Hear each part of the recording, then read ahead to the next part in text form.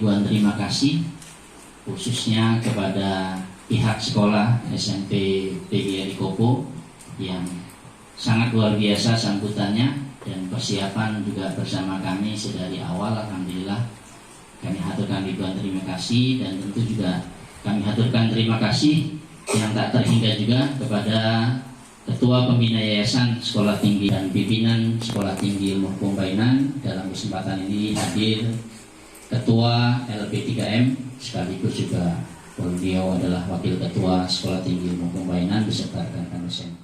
Puji dan syukur kita panjatkan kehadirat Ilahi Robbi, di mana pada hari ini sangat membanggakan bagi kami. Tidak disangka-sangka puluhan tahun saya menjadi kepala sekolah belum pernah dikunjungi atau didatangi oleh ahli-ahli hukum. Begitu Pak Satibi, Pak, ini ada kegiatan. Kami menyambut baik dan bangga karena walaupun bagaimana kita negara yang berlandaskan hukum. Hukum itu menjadi panglima bagi kita. Asyhadu an la ilaha illallah wa asyhadu anna Muhammadar Rasulullah. Saya sangat senang sekali, bahagia sekali berada di ruangan ini bersama adik-adik para mahasiswa ya. Sebelumnya kami ucapkan terima kasih kepada Bapak Kepala Sekolah, kepada aparat dari pihak kepolisian, kepada Ibu Bapak Guru yang sangat saya hormati ya, dan kepada adik-adik para siswa yang saya lihat wajahnya sangat cerah sekali. Mungkin karena melihat tarian tadi ya mungkin ya. Baik. Ya memang. Sudah tahu undang-undang tentang perlindungan anak? Belum. Nah, tadi kan sudah. Lupa. Undang-Undang Nomor 35 Tahun 2014 tentang perubahan atas undang-undang. Jadi dua undang-undang itu masih berlaku. Anak adalah, ini anak bukan? Nggak tahu anak itu apa? Angkat tangan. Hai. Wah, ini nggak seru ini. Siapa sih anak itu? Si penerus bangsa untuk memajukan negara. Cukup? Ada yang menambahkan? Nih. Nah.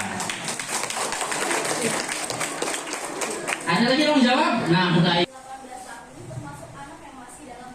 Itu namanya itu namanya disebut sebagai anak. Yang mau baca, ya, baca berdiri di situ. Dan melindungi anak dan hak-haknya agar dapat hidup tumbuh, berkembang dan berpartisipasi secara optimal sesuai dengan harkat dan martabat kemanusiaan, serta mendapat perlindungan dari kekerasan dan diskriminasi. Seorang anak itu harus mendapat perlindungan dari apa? Dari segala bentuk diskriminasi, intimidasi, ya, dari segala bentuk yang merugikan anak. Makanya harus mendapat perlindungan. Yang bertanggung jawab untuk melakukan perlindungan adalah negara, pemerintah pusat, pemerintah daerah, masyarakat, keluarga, dan orang tua. Siapa yang bisa jawab? Apa sih geng motor itu? Halo? Ya, berdiri. Kumpulan-kumpulan orang yang mengendarai motor dan suka kriminal. Suka kriminal. Apa itu geng motor? Geng motor adalah segerombolan pemuda yang suka membuat onar di masyarakat. Membuat onar. Wah, ini 100 semuanya. Nih. Tapi jangan nangis yang lain. Ini saking banyaknya nih. Coba perhatikan. Ya. Akhirnya apa? Ya ini. Udah di penjara, udah berhenti sekolahnya, mesti nanti dijauhi sama teman-temannya, dan yang pasti diputus sama pacarnya. Ini anak SMP mau pacar dari tadi ketawa-tawa aja. Setiap orang dilarang membiarkan melakukan, ini yang melakukan kekerasan terhadap anak, ya. Nah ini. Berapa nih penjaranya? 3 tahun. Berarti sudah lulus sekolah nih. Ini dendanya berapa? Kalau beli kerupuk satu ruangan ini cukup? Beli kerupuk. Kalau luka berat, berapa? Apa bisa sekolah ini 5 tahun? Enggak, ya. Ruginya double. Ini kalau korbannya sampai luka. Nah, kemarin kan ada yang meninggal. Ini coba, mana sempat sekolah? Keluar udah jenggotan semuanya. 15 tahun. Ruginya double. Ya, masa depan suram, dijauhi sama teman, saudara, nggak ada enaknya. Di dunia saja nggak enak, apalagi di akhir. Itu ini nanti resikonya, ya. Ini senjata tajam yang dipakai. Anak sekolah kok bawa bekalnya ini, ya. Ini senjata tajam. Kalau orang membawa senjata tajam, ini senjata tajam itu isinya sajam penikam, penusuk, pemukul, tidak termasuk barang yang secara nyata digunakan untuk pertanian. Ini. Nah, ini termasuk dalam kategori senjata tajam ini dijerat dengan undang-undang darurat. Hukumannya nih berapa? 10 tahun. Remaja di bawah umur. Ini kan belum 18 tahun kan? Iya. Ini tidak boleh bawa ke sekolah kok bawa sajam. Jawabnya mau ngupas mangga. Emang sekolahnya ada mangga? Jangan ya. Sekali lagi jangan. Kemanapun jangan. Beresiko. Kecuali tadi yang mau ke kebun, ya, mau bertani itu boleh. Ya, masa lagi di kebun lagi nyangkul langsung ditangkap, malah berantem nantinya. Jadi anak-anak dilarang nih kalau membawa resikonya nih. Ya, hati-hati ya.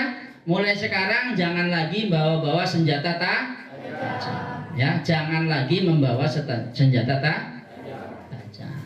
Jadi di dalam hukum itu ada namanya peristiwa alamiah dan peristiwa hukum. Ya, nanti Bapak akan jelaskan hukum itu apa. Anda lihat, itu yang sebelah itu lagi tidur, betul ya? Tapi ngiler, enak banget tidurnya dia. Bapak bertanya dengan Anda semuanya, apakah perbuatan tidur itu perbuatan alamiah? Alamiah artinya ya semua orang butuh tidur, begitu? Iya, siapa yang nggak butuh tidur? Kita lihat gambar kedua. Dia lagi belajar tertidur. Apakah itu perbuatan alamiah juga? Tidak. Aduh, pinter semuanya. Iya. Karena apa? Karena dia tertidur, maka dia akan ketinggalan pelajaran. Ya, ini dia. Jadi kita harus tahu bahwa hukum itu disertai dengan sanksi tadi yang disampaikan oleh Bapak Satidin. Tetapi di selain hukum juga ada norma yang lain seperti norma agama, norma kesopanan. Nah, saya bertanya dengan Anda, kalau Anda siang ini lupa sholat, apakah Anda langsung dimasukkan oleh polisi ke penjara? Tidak. Kenapa?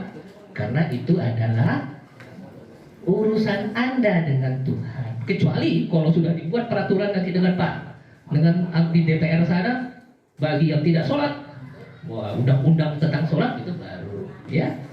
Nah, jadi ada beberapa norma-norma itu yang masuk dalam norma agama, tetapi tidak ada kaitannya dengan norma. Walaupun sebenarnya di dalam Undang-Undang Dasar 45 sudah jelas, ya, jaminan untuk menjalankan ibadah. Pintar semuanya. Baik ya, jadi sanksinya jelas. Nah, ini dia. Jadi kaidah hukum di sini terdiri dari 3 itu: perintah, larangan. Intinya itu sebenarnya perintah dan larangan. Kalau kebolehan nanti silahkan nanti bagi Anda nanti yang akan melanjutkan menjadi ingin kuliah di Fakultas Hukum, saya persilahkan nanti untuk mengkaji yang terakhir itu. Ya, intinya itu perintah dan larangan. Silahkan. Nah, ini dia contohnya rambu-rambu.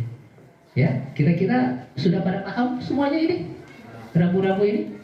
Siapa kira-kira yang sudah bisa membawa motor tapi belum punya SIM? Kira-kira sudah ada? Ini semuanya rata-rata ya? Ini Pak Satini yang paling tahu ini semua kalau tentang masalah itu ya. Ya, jadi inilah rambu-rambu ini salah satu bentuk dari perintah hukum. Kita lanjutkan. Ini kita lanjutkan, ini belum ya. Sekarang kita masuk kepada etika, ya. Mudah-mudahan tidak terlalu tinggi untuk kalian, ya. Etika itu dianggap sebagai the principle of morality. Oke. Etika adalah filsafat ya, atau mencari pedoman untuk mengetahui bagaimana manusia itu bertindak baik atau etis. Ya. Etika merupakan pandangan hidup, cara pandang tentang bagaimana seseorang itu berperilaku. Yang Bapak katakan tadi, ya, patokannya diri kita, ya, patokannya diri kita. Oke, lanjut. Ada hubungannya, ya. Kalau misalnya Bapak ambil mata uang, Bapak lemparkan ke atas, etika dan hukum itu seperti dua mata uang, tidak bisa dipisahkan. Nah, makanya tadi ada yang Bapak katakan tadi bahwa celurit ngapain? Karena celurit itu fungsinya adalah untuk bertani dan sebagainya, bukan untuk apa orang, gitu ya. Kita lanjutkan. Ini dia. Ini Bapak akan memberikan ilustrasi kepada kalian. Apa sih bedanya cara kalian bersikap mematuhi hukum dan kalian itu secara sadar bahwa hukum itu penting bagi kalian? Pertanyaannya adalah, di sini ada dua adik-adik dua dedek ya, yang sedang berenang, yang sedang di air. Pertanyaannya adalah, yang satu diberikan pelampung, yang satu sedang diajarkan berenang. Kira-kira apa tujuan dari orang tuanya itu? Agar apa? Agar anaknya apa tadi? Jangan malu-malu. Pinter. Agar anaknya nggak tenggelam. Yang satu dikasih pelampung, yang satu diajarkan berenang. Itulah etika. Nggak mungkin kan kalian tiap kali bawa pelampung, mau pergi ke laut bawa pelampung terus, capek deh. Nah, etika itu mengajarkan kalian itu berenang agar kalian tidak tenggelam. Di tengah-tengah apa kata tadi dia, geng motor tadi seperti begitu ya. Jadi mematuhi hukum itu adalah kesadaran dari kita semua. Semakin kita pinter, ya, semakin kita akan sadar hukum dan akhirnya kita akan taat pada hukum. Mungkin itu penutup dari Bapak. Terima kasih. Wassalamualaikum warahmatullahi wabarakatuh. Makanya ketika melakukan perbuatan buruk, secara otomatis dia meninggalkan yang baik, ya. Nah, kenapa orang tua ataupun teman kita ataupun guru kita mengingatkan kepada kita? Itu sebetulnya sebagai tanda sayang. Jadi kalau ada teman-teman kita yang mengingatkan kita, justru orang itulah yang harus dipegang sebagai teman. Kalau teman ketika kita salah dibiarkan sama teman kita, berarti teman itu tidak menjadi teman yang baik. Karena apa? Kalau salah itu sama juga dengan kita terperosok dalam lubang. Kita masuk ke dalam lubang tapi nggak ditolong sama teman kita. Berarti bukan teman yang baik kan? Jadi kalau ada teman kita mengingatkan, lu lagi belajar, jangan keluar, jangan kabur. Teman yang begitu itu adalah teman yang baik buat adik-adik. Jangan malah dimusuhin. Kalau dimusuhin, ya, malah kita tambah jauh dari kebaikan. Karena apa? Karena teman itu sayang mengingatkan kepada kita.